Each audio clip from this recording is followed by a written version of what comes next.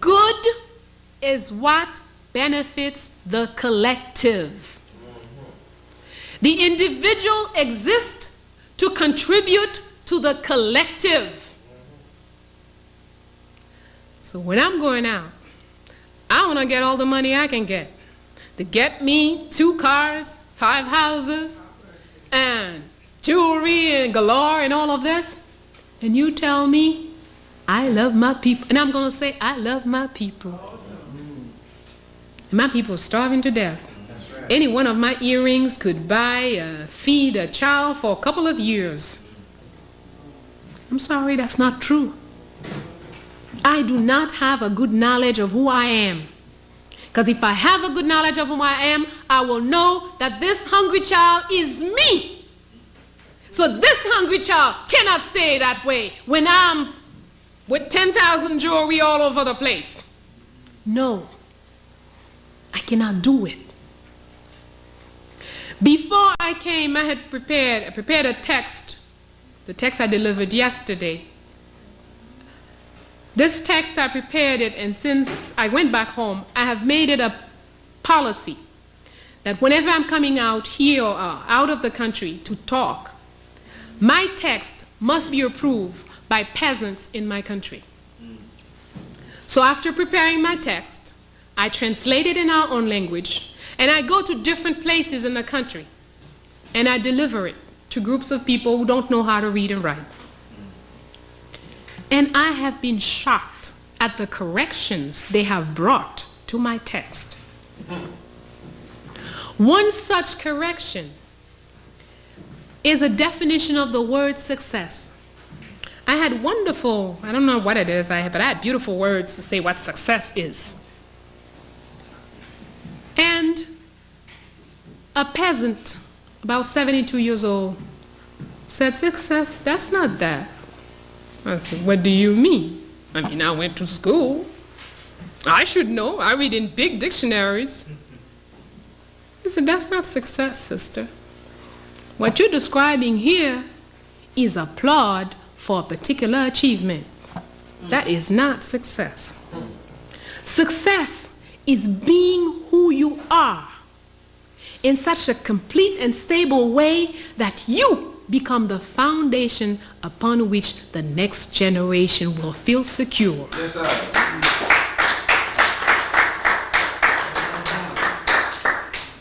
Success is not what you do. Success is who you are. If you live your life as who you are and who you ought to be, nobody needs to know you. Don't matter you don't go on CNN. It doesn't matter if WBI don't know you exist. You are a very successful person. Another brother asked me, do you have any children? I said, yes. How many? 4. And 2 grands. Where are they? I said, where they were. He asked me a number of questions. Did they go to school? What did they do? Blah, blah, blah, blah. I said, okay. Any of them got arrested? Any of them doing drugs? Any of them smoking? No. Well, you're a successful woman. Because the ones who came after you, their lives are good. That's what your success is. It makes no difference to me how many cars you got, how many houses you get. That is not success. So we need to look inside and establish for ourselves. Don't take other people's standards. White men say, small nose are in, and we all go around walking like this and feeling guilty because our nose breathe real good. You have no problem breathing. That's great. That's what a nose is for. My nose is a problem only if it cannot allow me to do what it is supposed to do.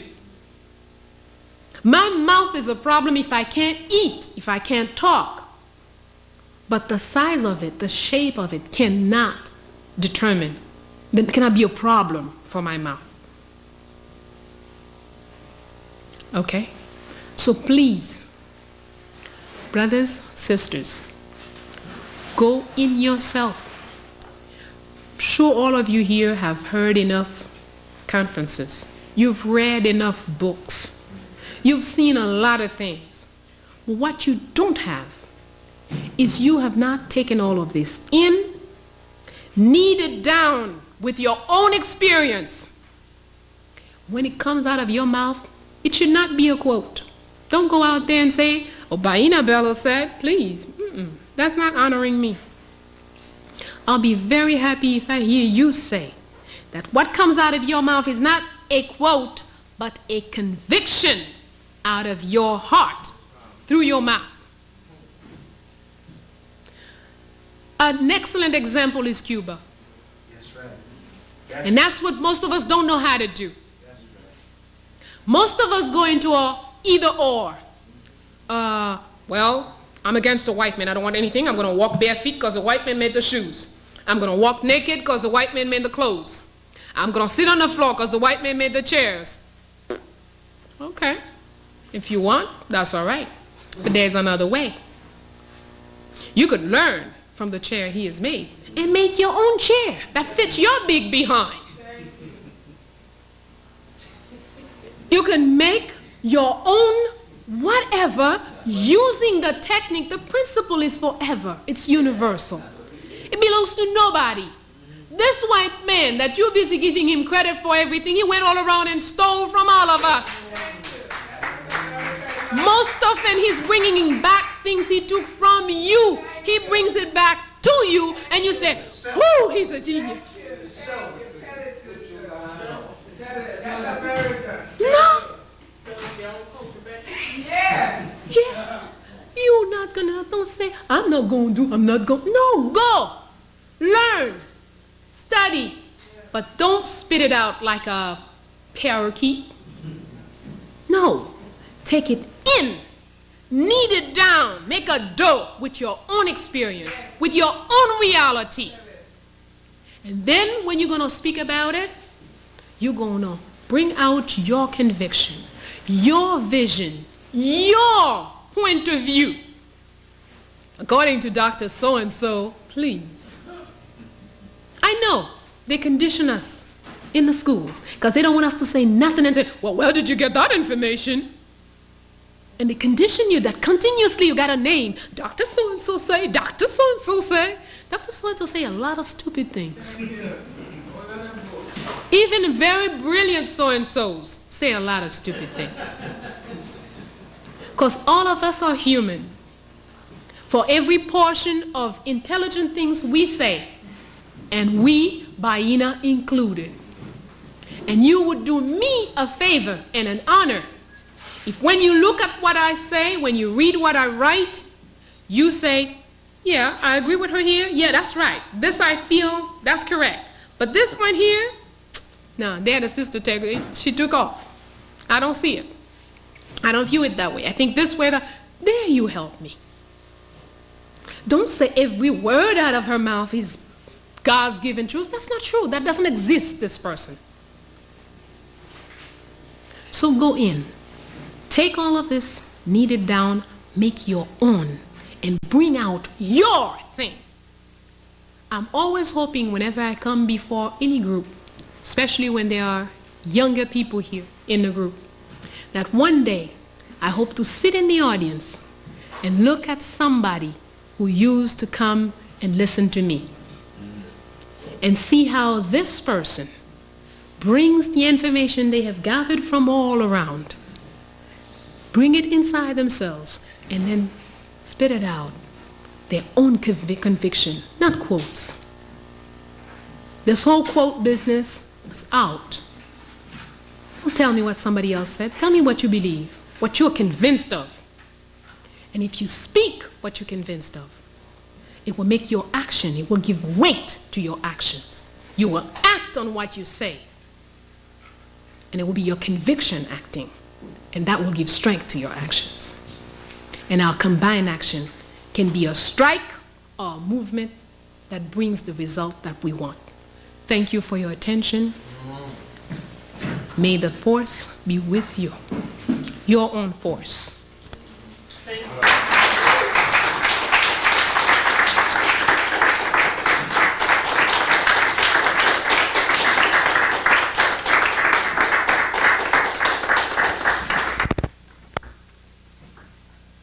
moment, sister.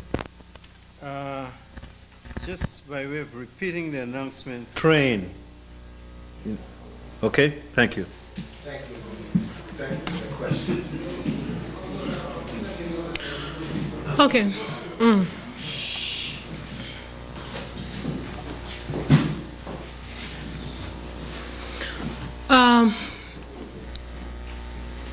In a very few words, if there is one revolution we could say was run by women, it is the Haitian Revolution.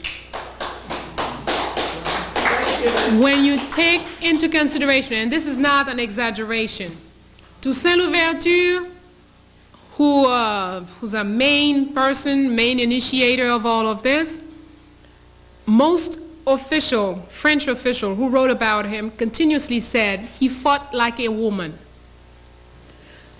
But of course he never said why. The reason is very simple. He was taught to fight by women from Dahomey. That's who trained Toussaint on his fighting skills. Jean-Jacques Dessalines was raised by his aunt Toya, an Amazon from Dahomey, who from the time he was a tiny little boy, his aunt continuously told him, "You must do for this land what I could not do for Dahomey." So the two main people in the revolution of Haiti, trained by women militarily. Besides this, from Toussaint Louverture himself, letters that he wrote, he said every troop was made of 1/3 women. 1/3 of every troop was 1/3 of every battalion, if we could say, was made of women.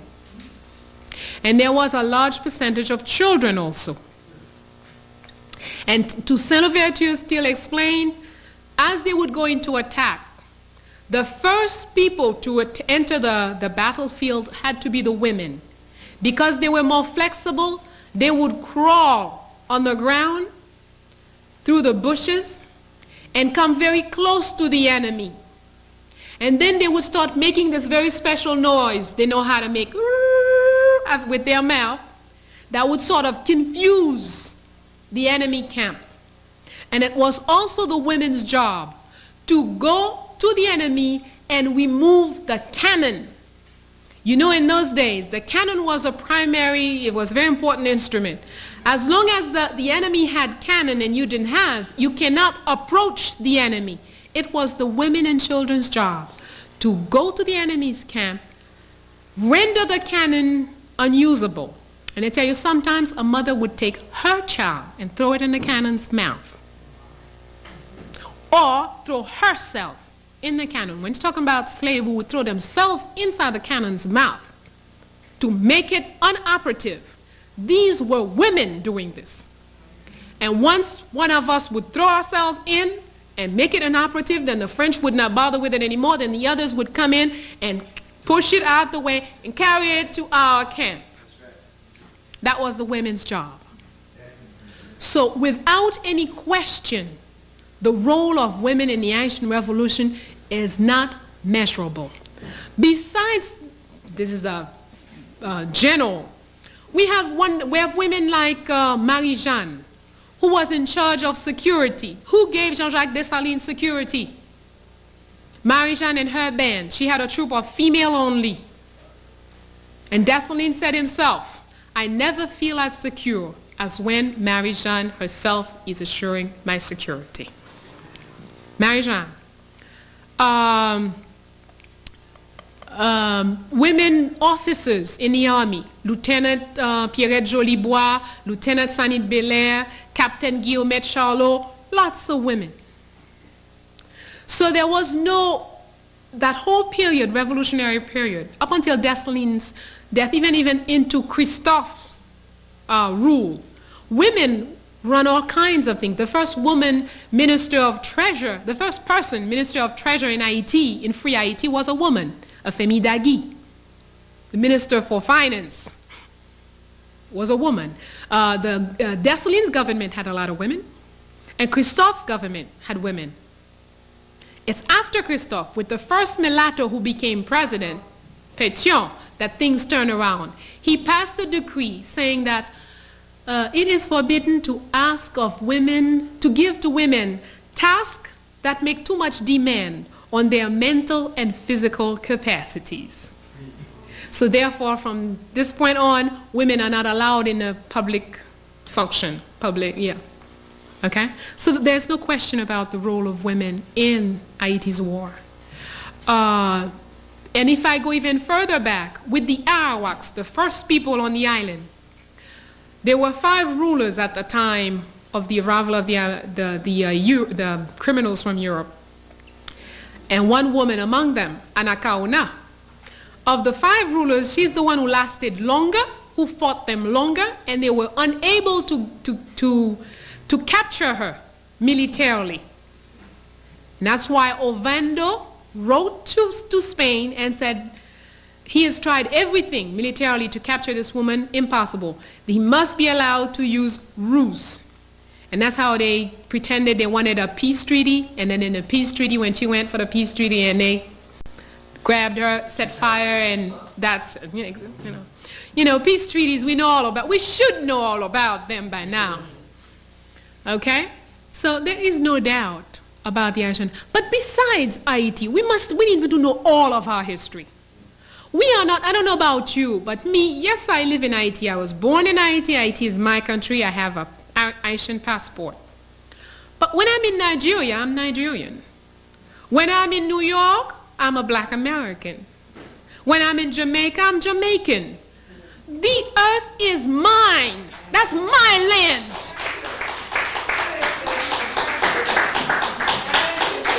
And I must know my history wherever, in every corner where I am. It's important for us to know when we're talking about women in history, we must know about the 3 mamas in St. Thomas, who in the 17th century liberated the islands militarily from the Dutch. And the island stayed free for more than 9 years. They run the island before British, Dutch, and German put together to put these women down. We must know these things. We must know. Women liberation didn't start in 1960 when we started burning bras. Makeda in Ethiopia, in Saba, she was a woman ruler who came after 3,000 years of uninterrupted rule by women. In her country, they could not imagine that a man could rule a country because they felt, first of all, they hadn't seen it. They've always known a woman ruling the country. And second, they felt with the natural talents of women for details, men did not have what it takes to run a country. That's why it was the business of woman. Yes. It's very, logical that the way they view these things. Now, so we have, if we take Naomi with a female army and a male army, the male army is in the business of protecting the king and the nation and making expansion. The male army's job was the day-to-day policing of the population and fighting defense. Each had their own role. But in all of our societies, all over Africa, there has never been this concept that women can't, and women don't, or women are less than. No. We are different. We have to know our own forces. Why 2 armies? Very simple. Women don't have their strength, same places, or in the same way as men. Men will be stronger, easily develop strength from the upper body. Women, their strength is more easily developed from the lower body. So, if I become a policewoman in today's police force, they're going to teach me to fight like a man. I'm never going to be equal to any man on that police force. I cannot be. Because the force they're asking me, the part that they're asking me to put into play are not the ones that are natural to me as a woman. I can be equal or better to any man when I know how to fight as women do, naturally. Not learning to fight as a man. It's like you ask a dog to be like a cat. Okay? So that's why it is, we've always seen in African traditional societies, women are equal to men, but each have their own role. They have their times where they must be separate. The women must get together to get certain things done. The men get together to get other things done. And then there are specific places where we're going to come together to do a specific thing. Okay? But it doesn't mean separate. But the white men usually say, you see? Yeah, women one side, men the other. Oh, that's racism. No, they have another word for it. Sexism. Thank you. Please, let's not get into this kind of crap. Question. What is the black community doing? Can you give us an update? I'm sorry. Brother Nooney asked me to show you. We have 2 pamphlets in the back. 2 lectures that I've given. This is the most recent, the one I gave yesterday. The one that I was aided by farmers in my country to write. And they are available in the back, $5 each. Can you give us an update on the struggle in Haiti and Haiti, thank you. I'm sorry. And give us an update on what is the black community doing, applying pressure for Francois to go back to face trial in Haiti. Oh, there is no such thing as far as I know.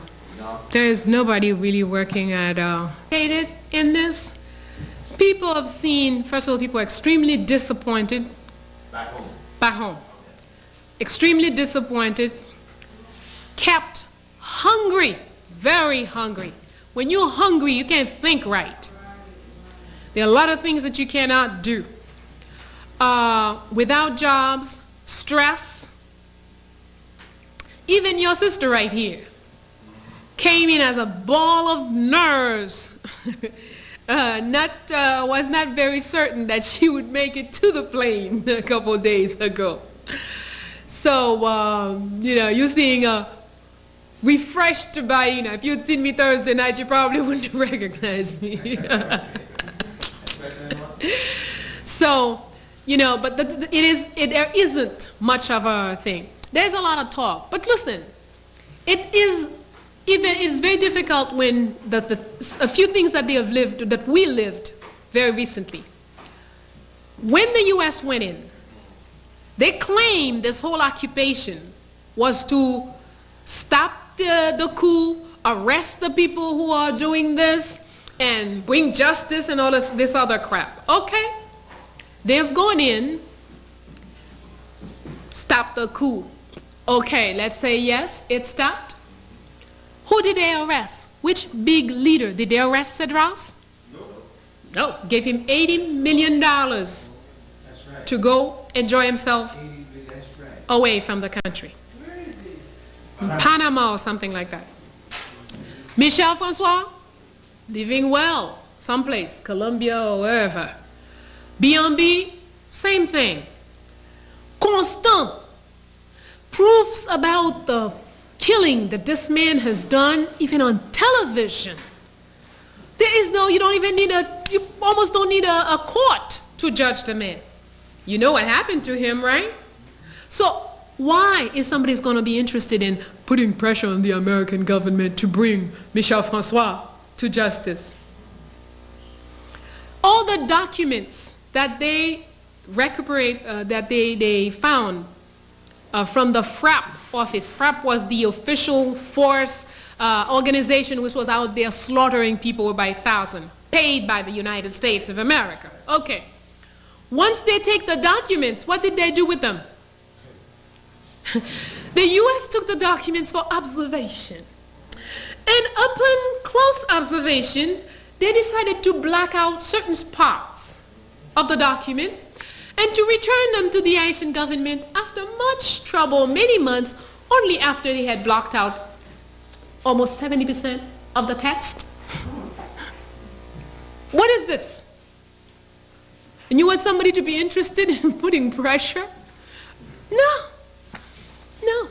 There isn't much going on at home on this. On the outside, there are a couple of lawyers, probably it's good business or nice PR to say that they're working on this thing, but probably nothing that will end up anywhere. Probably more media thing than anything else. Question. You're welcome. Thank you for a wonderful lecture. Thank you, sister. I would like to know, 21st century is upon us. Should we arm ourselves? I think the 21st century is going to be very critical. There's going to be a lot of different changes going on around in America and abroad. Do you think 21st century is anything different from the 20th century? Or the 18th or the 19th? No. For us? No. I don't think we have to have things like the 21st century. You know, hey, the centuries have always come and gone. And anyway, 21st century is by his calculations. Yeah. What do I know? For all I know, my people have been here maybe for 40,000 years. So I'm not into no 21st century, you know. Hey, that's not my problem, 21st century. But I do believe that we need to be serious about changing the conditions we're in. And as black people, we need to get serious about looking at ourselves, speaking the truth to ourselves, knowing ourselves, loving ourselves, respecting ourselves, and living defensively. You must love yourself, knowing that nobody else does. You must love yourself. If the whole world say whatever they want. You see, the trouble with the whole politics will have no value really for us if it wasn't for the fact these people are always up front and they represent us. Every time we talk about a Jean-Claude Duvalier or Mobutu or any other jerk that they created, which is not us, they created their monsters. They fed them, entertained them, protected them for as long as they could. And then in the end, they take them and put them up front. Oh, look, another black nigger. See how they are? Here's what they did. Here's this, here's that. They are attacking us every time. ABC has a special on how wicked this or that black leader was. It is really about us. It's to make us weak, to make us not trust each other, to make us not be able to have a leader that you will put all your backing behind and go forward with. It's a well-designed program. You have to see through that. It doesn't mean they didn't do the crimes that they are accused of. Yes, they did. But they did it with U.S., France, England's plan, U.S., France, England's weapons, U.S., France, England's money, clothing, everything. Mobutu robbed Zaire. But where did he spend the money? In France, in Switzerland, in Belgium, in the United States. All the property he bought is where? In their place. So who's going to benefit from the raping that Mobutu did? Not you, not me, not the average man from Zaire or ex-Zaire today. No. But the white man is a beneficiary all the time. Every time you hear a dictator someplace, know that it was somebody working for them, working against you.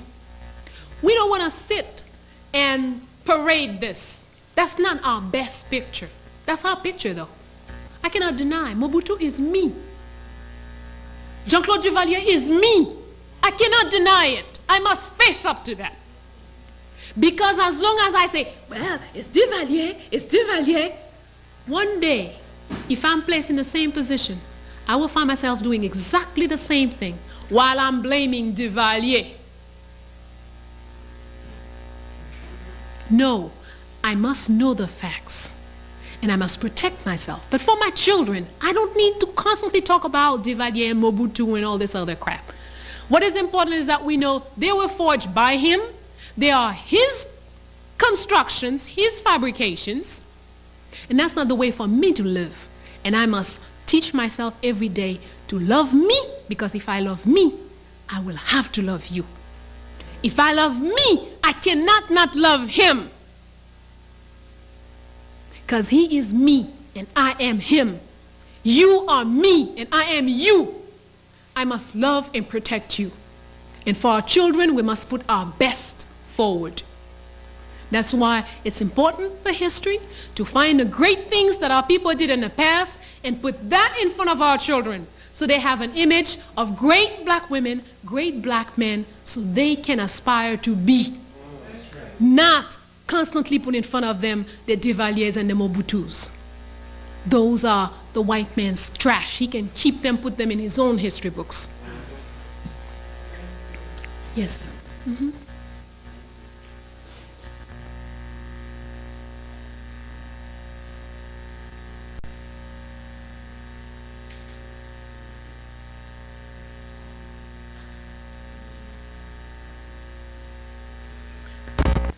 There's a lot of trash written about it.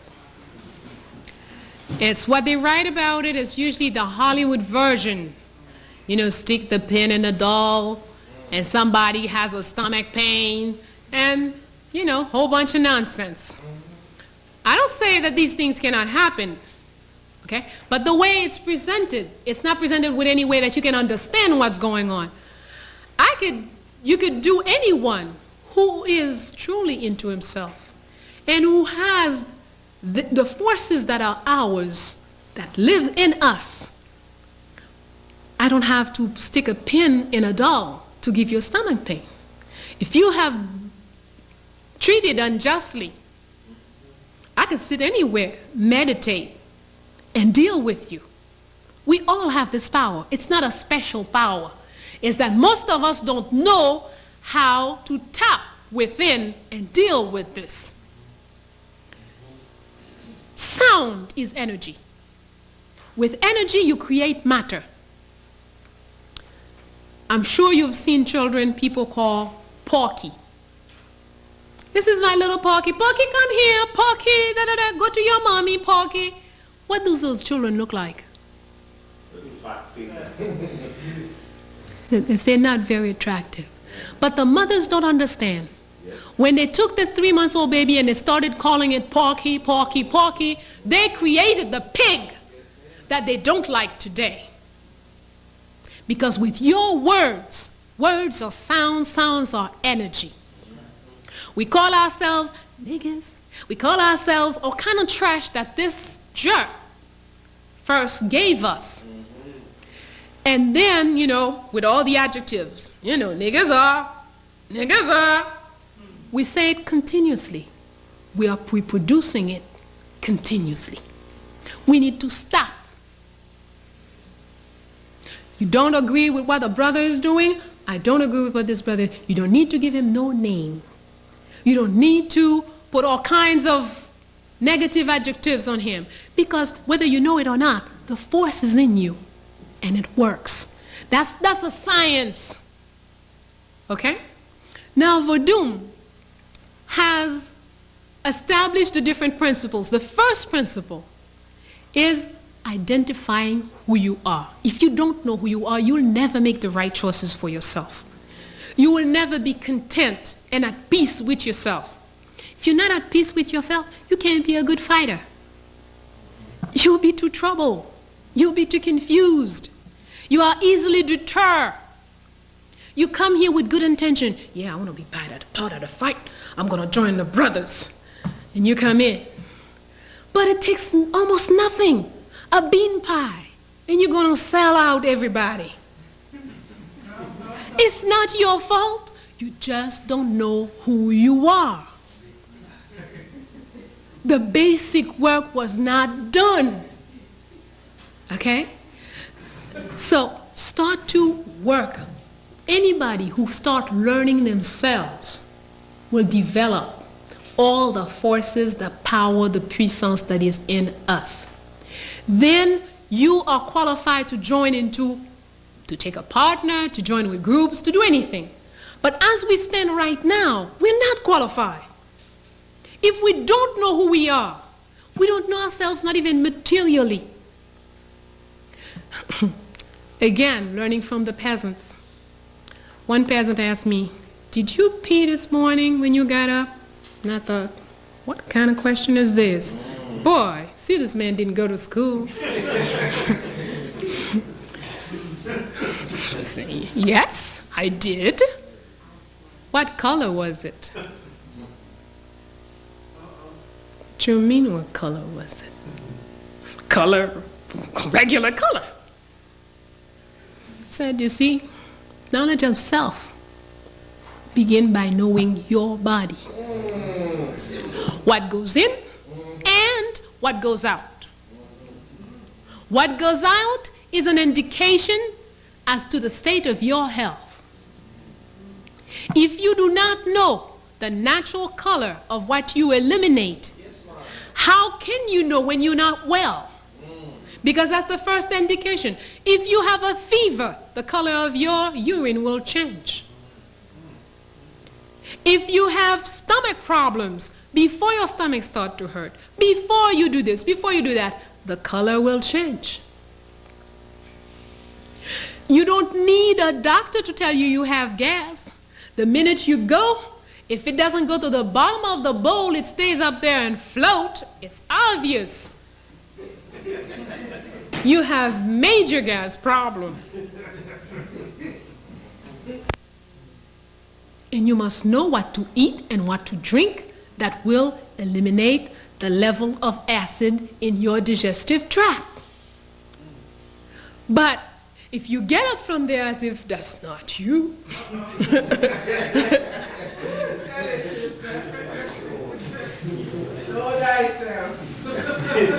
yes, we must deal with our everyday reality. So get into knowing our body. Your eyes, they change color all the time. You don't need to wait until they're red, bright red, and everybody's saying, "What's wrong with your eyes, child?" before you're going to do something about it. Your gums, they tell you a bunch of things about yourself. Okay? So let's love ourselves, know ourselves. Look at yourself. Don't hide it. Your gray hair, just flaunt it, baby. Don't paint it.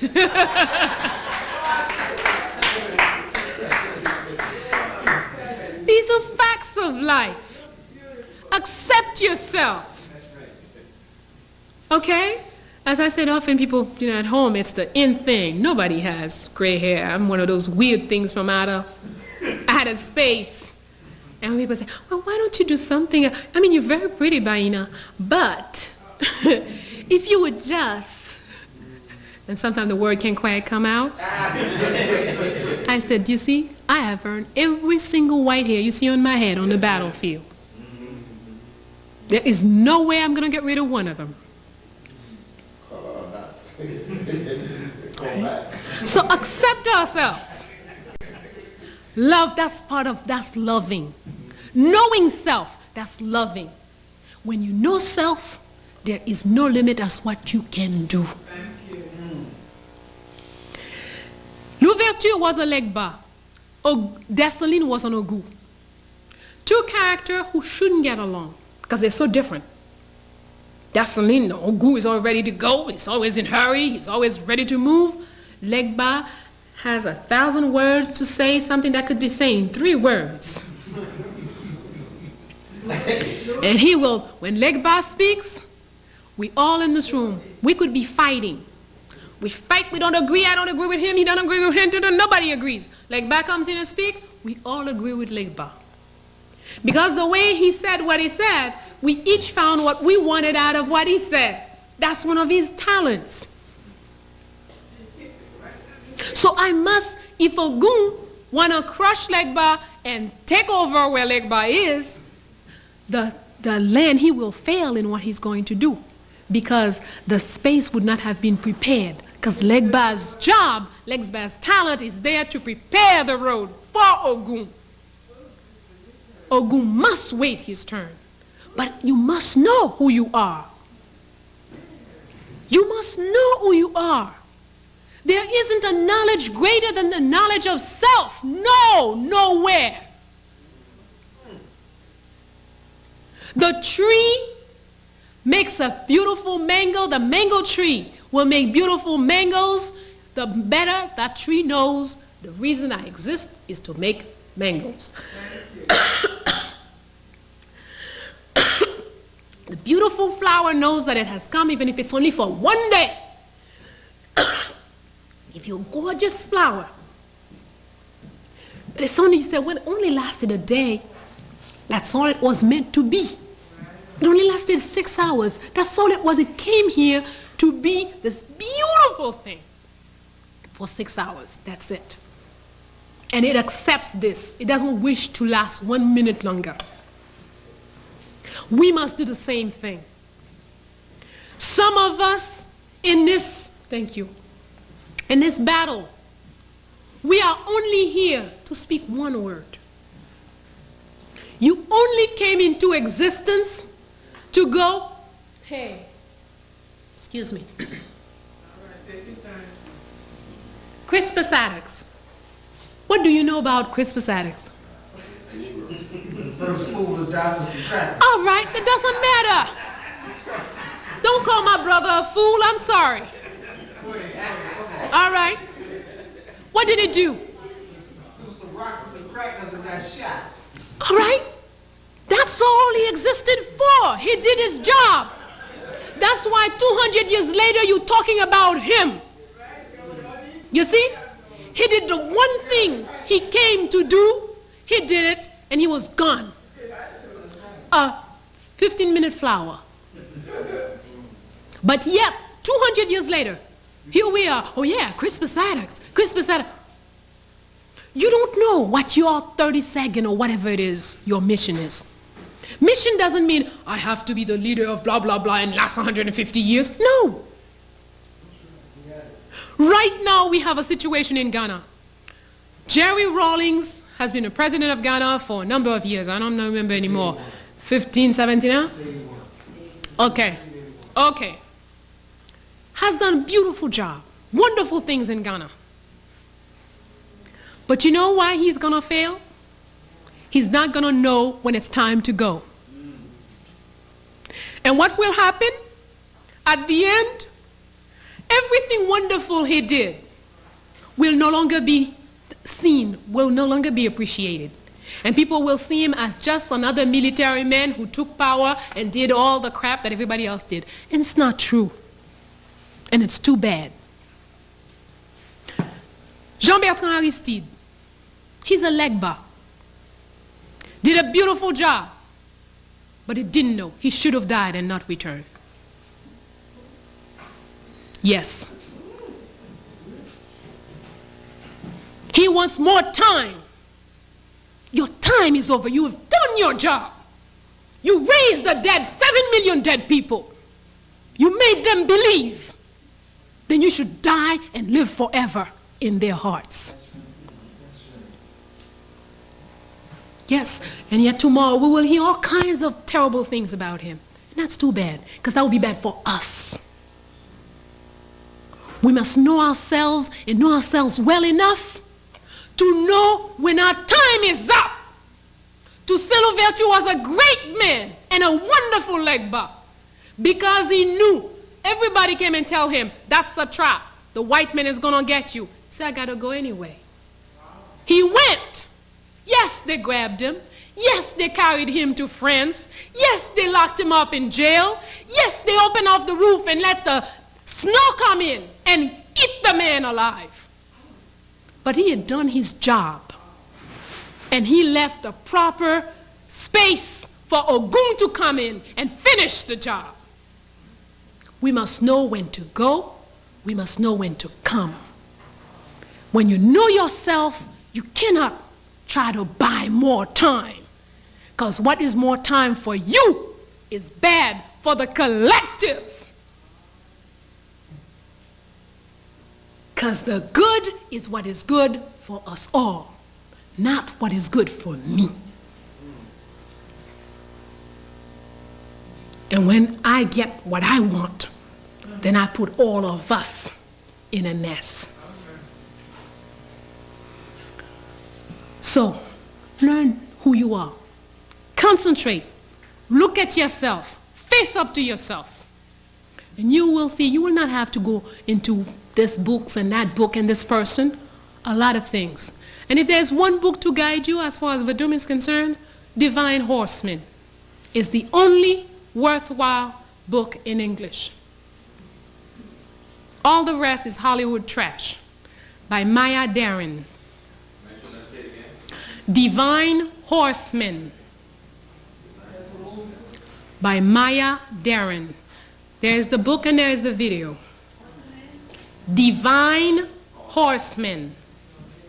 Where could you get it?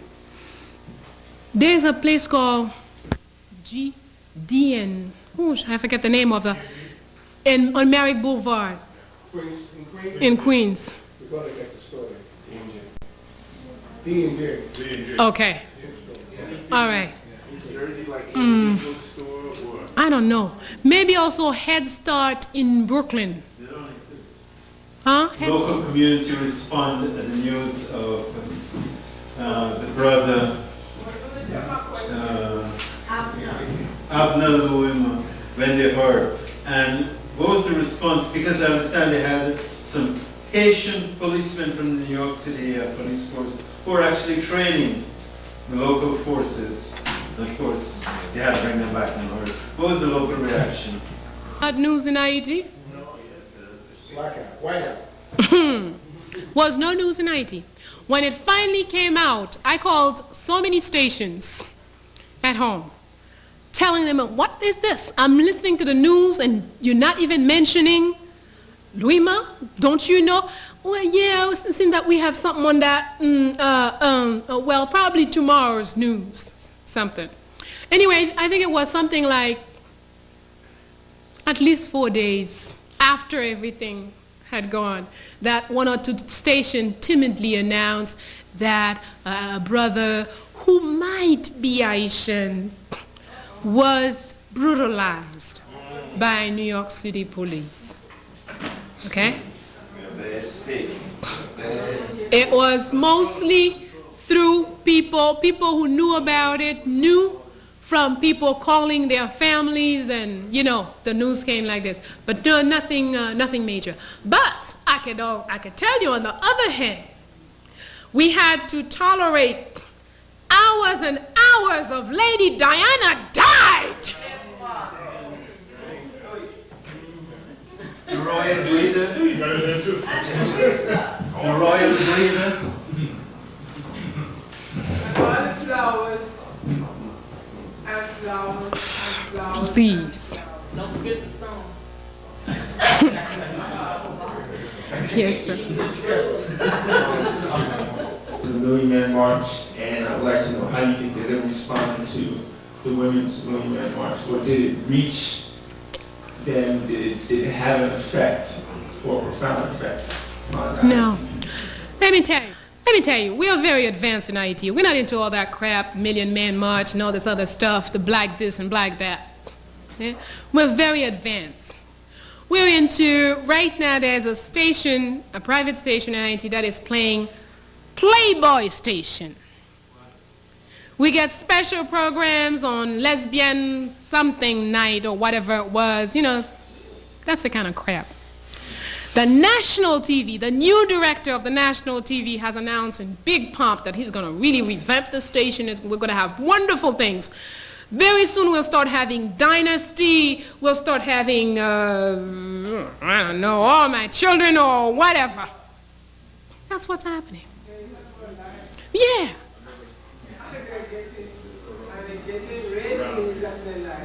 The person who is informed is not informed from, anyway, right now, let me tell you, in the past 18 months, we had about 14 radio stations. Between when I first went home and now, 18 months later, we now have 52 radio stations. With the 52 radio stations, you probably cannot find 6 stations where they speak Haitian. When you turn on the radio, if you don't want to hear American music, you're just not going to hear music.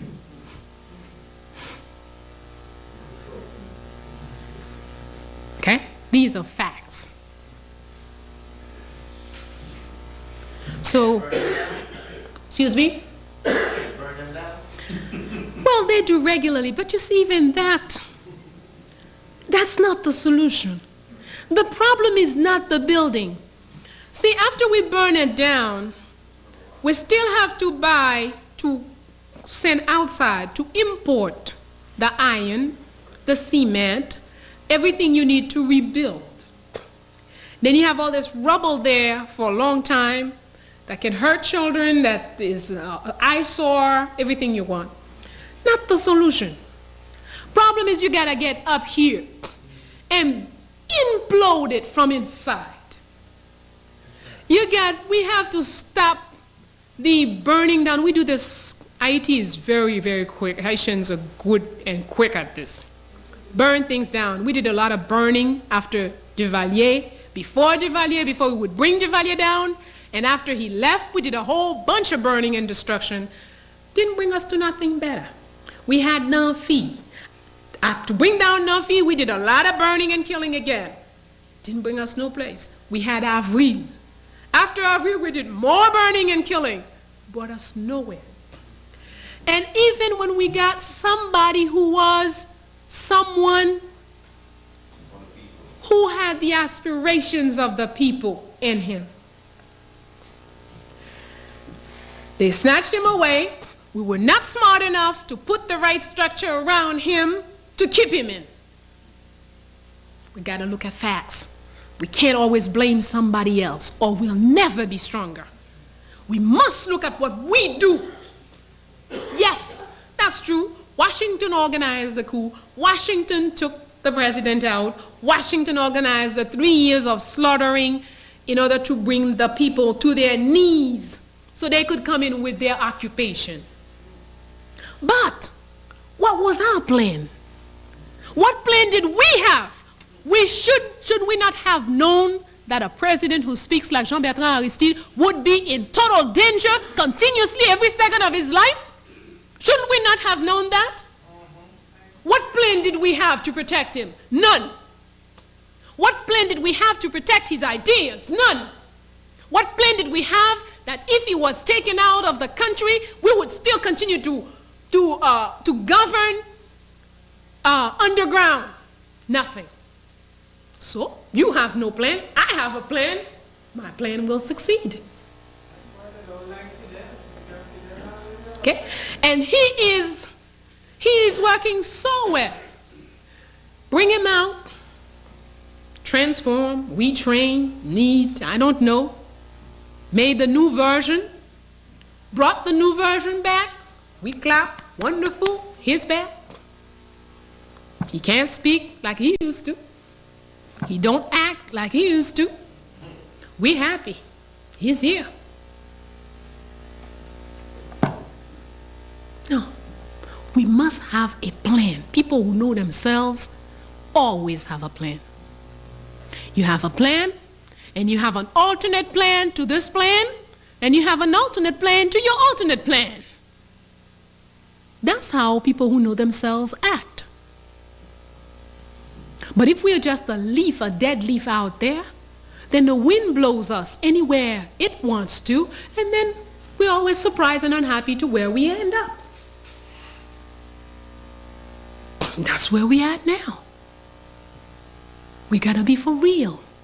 We gotta take everything serious. My children, today, all 3 of my boys have a master's degree. They're all running their lives. As a matter of fact, if it wasn't for one of them, I wouldn't be here today because I didn't have the money to buy the ticket. Okay. But these children spent almost 2 years without going to school.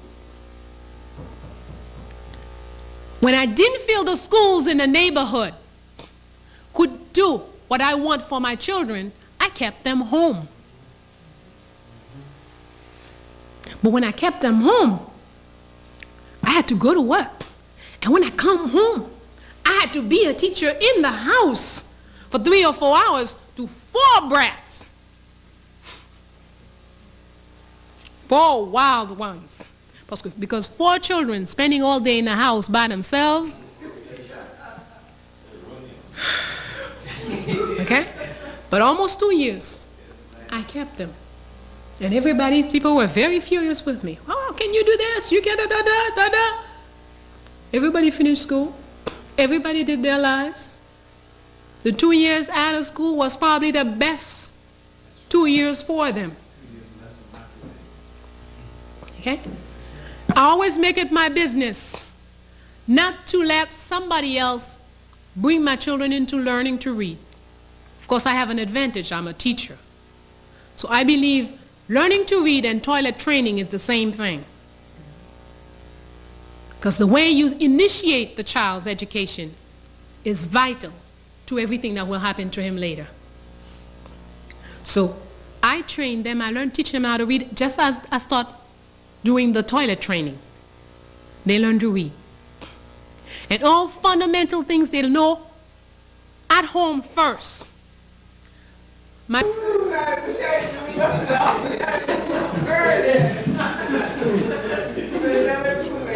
Must educate our children. We must. Thank you. I love that crazy though. When they're asking for toys, Christmas gifts, I have never bought a Christmas gift for any of my children. When they started raising havoc on the house, well, mommy, everybody else has da-da-da-da. Because at a certain age, no matter how you start them young, at a certain age, they want to be like everybody else. So they'll start putting pressure on you. Say, okay. You want to know what Christmas is all about? So, well, everybody does it, mommy. Even if, we know there's no, but, okay. We're going to give each one of you $40. We're going to go to the store a couple of days before Christmas. And you will be free to buy whatever you want for your $40. But I'm going to tell you, if you're smart, you're not going to spend your money.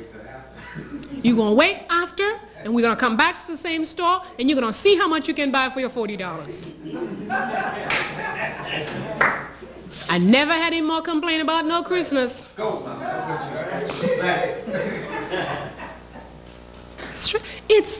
We must take seriously. You see, if we come to 1,000 conference, to all kinds of places and listen to all kinds of things, then tomorrow we go home and do business as usual, it will never have any value. It is up to us to validate the knowledge that we gain. My second son got married last October. He went out with this girl for 8 years or 9 years, for a long time, all through high school, I think, and all of college and whatnot, long time.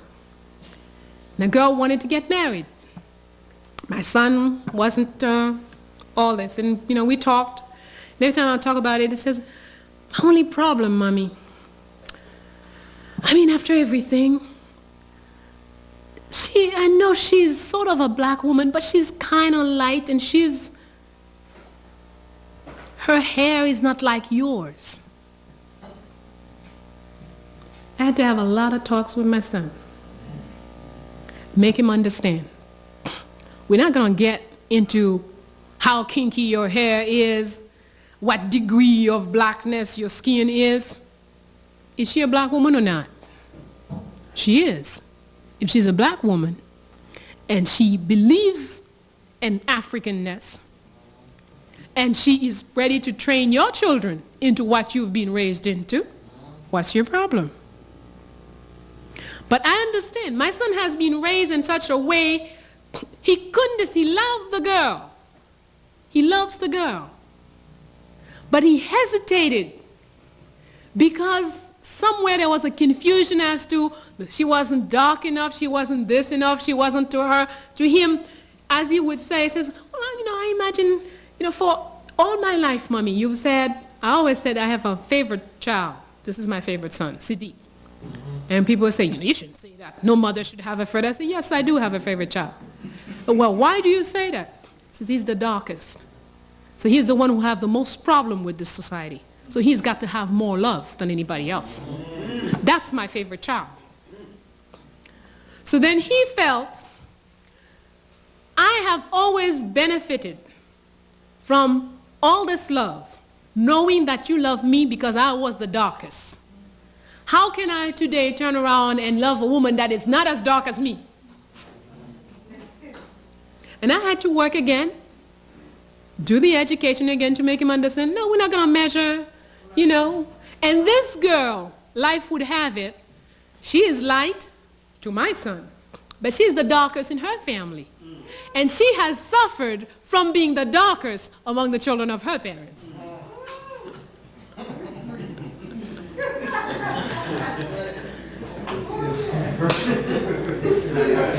We have to deal with these things. Those are realities.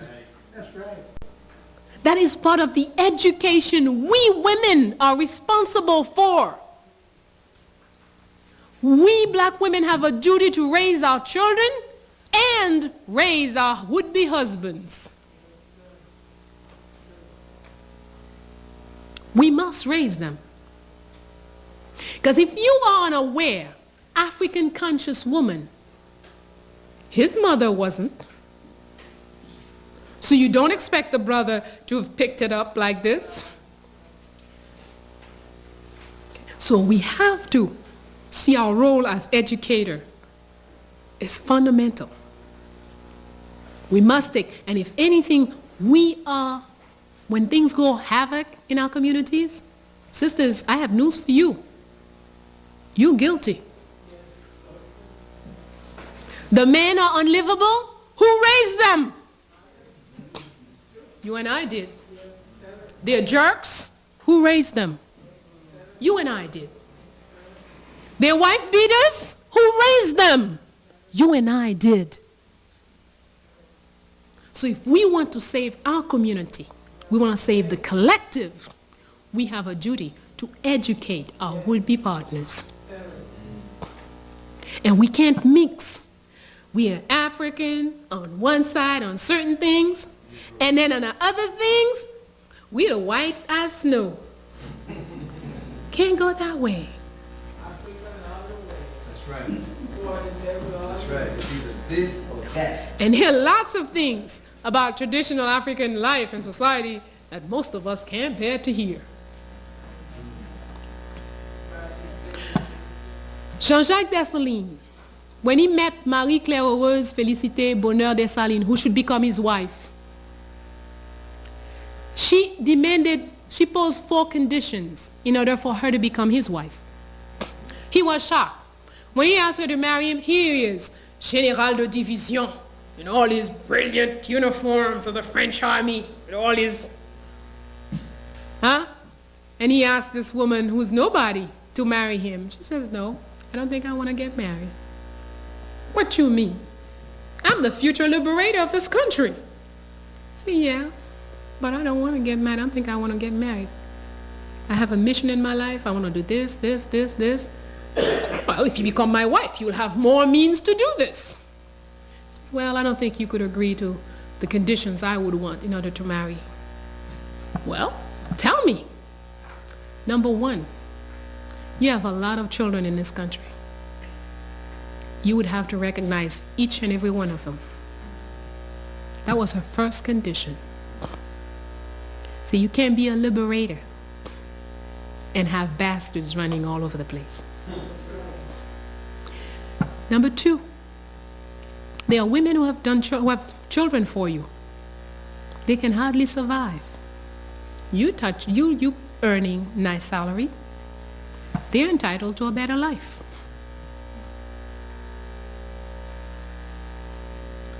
He says, well, when we're married, that would mean you will have less. She say, yes, but that would mean we will have more.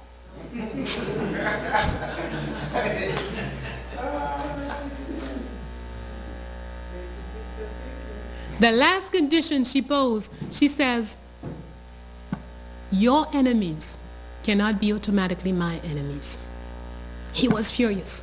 What's wrong with you? I'm running a revolutionary war, and you think I'm going to walk into my house one day and find my enemy sitting in the living room?